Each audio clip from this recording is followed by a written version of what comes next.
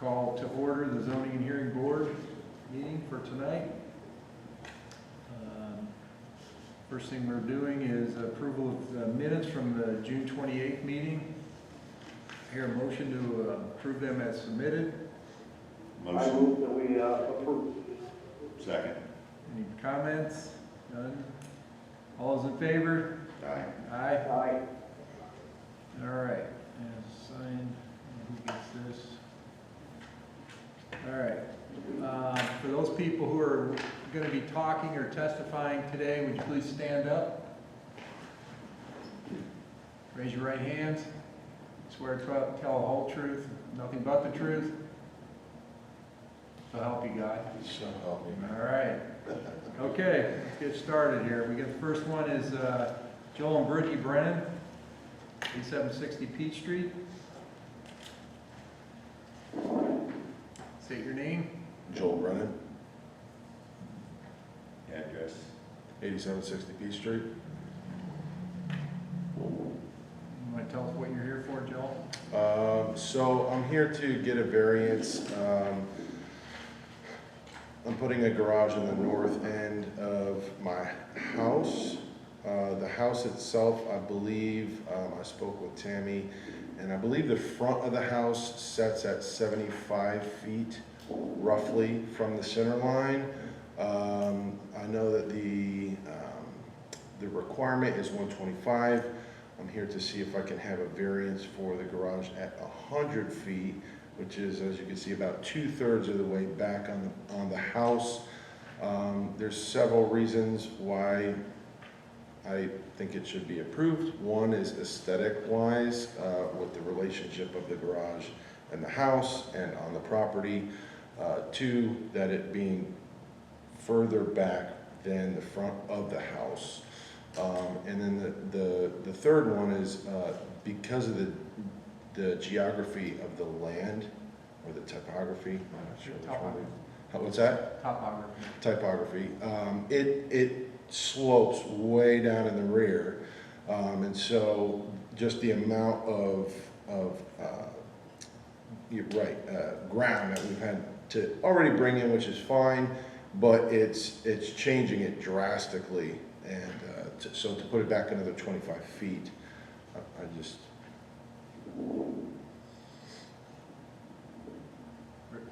Any questions? And this is, You go ahead, Bob. you said this is sort of residential type use. You'll be putting cars, lawnmowers, and so forth in there? Correct. Yep. No business Is hours. this a pole barn construction? Yep. Thank you. And so in this picture here, it would be 25 feet further to back to fit that. And where you're saying is that it looks like it kind of drops off there quickly. Correct. Yeah. Okay. All right. Yeah, I mean, I think we actually, just for where it's at, it's already raised. The ground level is about 9 feet at the rear. So are you doing a separate driveway for that, or? No, it's already, it's milled. It Okay. has millings already, so. Any other questions? And Bob? No. All right, No. entertain a motion. I move we grant the variance as requested. second. Okay, the motion's been set to grant this variance. All in favor? Aye. All right. Aye. Approved. Thanks, Bob. Nice All try. right, thanks. There's only three of us. Thanks. You could have sat in with us. All right, next, Sharp Real Estate, LLC. Who do we have? Hi, my name is Kevin Farr with David Laird Associates. Okay. I am here presenting for Sharp Real Estate for them to subdivide the residential portion of their property located at 2103 Hershey Road from the commercial portion of the property. Okay. And it, because it's a non-conforming use in a commercial zoning, it does not meet the minimum lot requirements. And the hardship is basically with the driveways and basically where the commercial property is located, That's pretty much the maximum lot you could get, with still meeting the setback requirements for the commercial and the residential property. So we are requesting a variance from the 313.02 table, the minimum lot requirement. How long have they owned the property? Almost 8 years. 8 years? Could I have your name, please, since you spoke? My name is Sandra Soder. I'm the owner of Sharp Real Estate.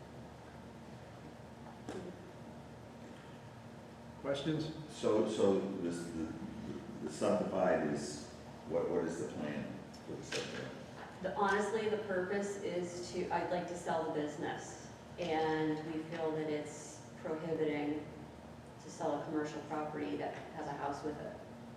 So we'd like to subdivide the house.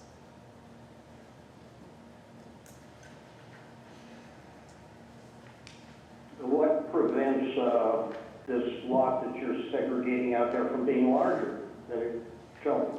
The driveways going to the commercial business, there's basically a driveway on each side of the residential home. And the house is already so close up to the road, and there's not a lot of room in between the commercial property and the residential house. So we really can't make the lot any bigger without, trying to make some weird kind of lot. But I still don't think it would get up to the 25,000 square feet that's required in that commercial zoning. We maybe could make it a little bigger with some weird configuration, but I think this is the best scenario to subdivide off the residential house to leave the drives of the commercial property. Now, the question I have from the safety aspect is, if the commercial people decide they're going to fence it, they'll never get out of that driveway.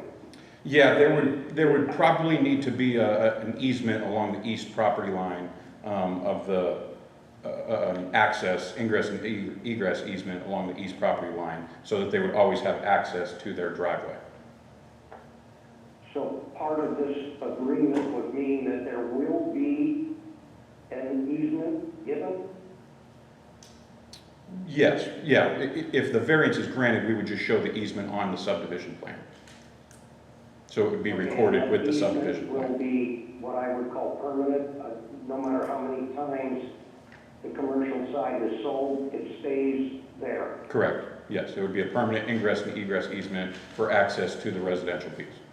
Just the 79 feet, probably just along the east property line. So that's the driveway on the right? Is that what you Yes, said? yep.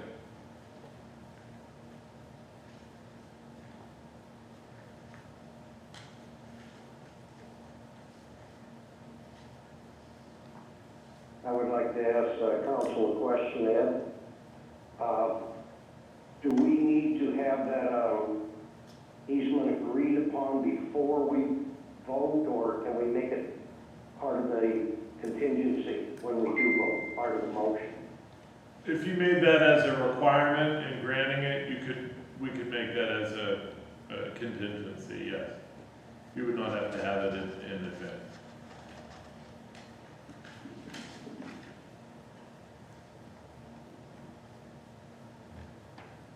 If the variance is requested for the minimum lot size, then we could go through with the subdivision, and we would show the easement on the subdivision plan. That would be recorded.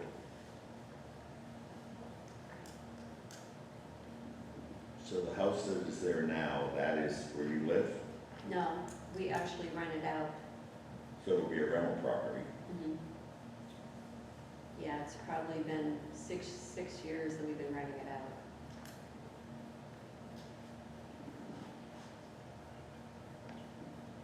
And again, can somebody explain to me the hardship here?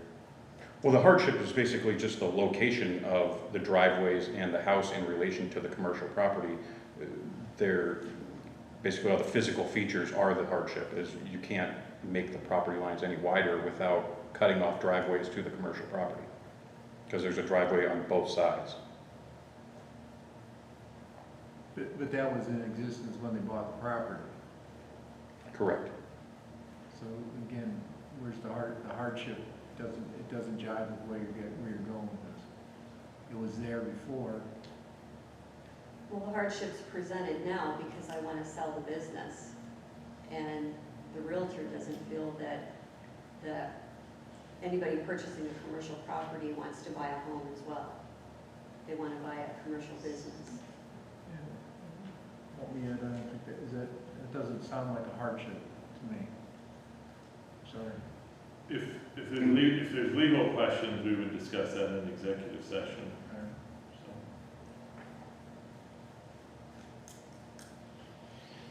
There are 4 driveway or entrances to this business. Would it not function properly with 3 and include the one to the right of the residence as part of the residence? Move the property line over 25 feet. That's a possibility, but we would still be back here for the same discussion, as we would still not come anywhere close to meeting a 25,000 minimum lot requirement.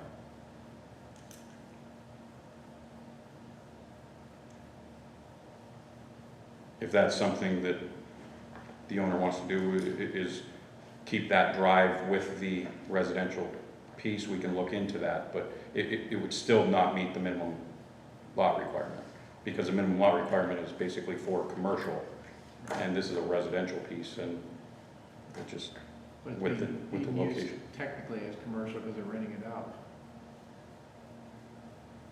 No. Well,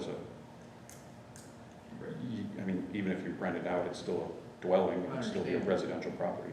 It's a business use, but it's still residential in Yes. nature.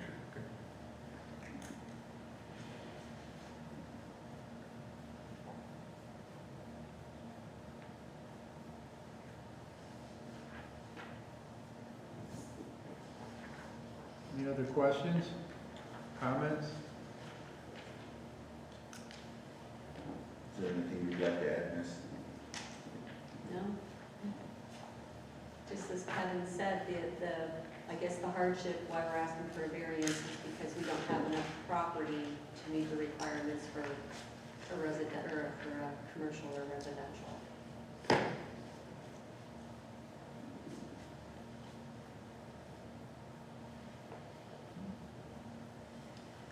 All right, entertain a motion. I'd like to ask Ed a question if I can. Ed, if we again vote to approve this, can we do it with the contingency of a easement being part of it? Yes. Okay. Then I'll move to grant the variance with the provision that an easement to the residential property will be granted In perpetuity, right? in perpetuity. Second?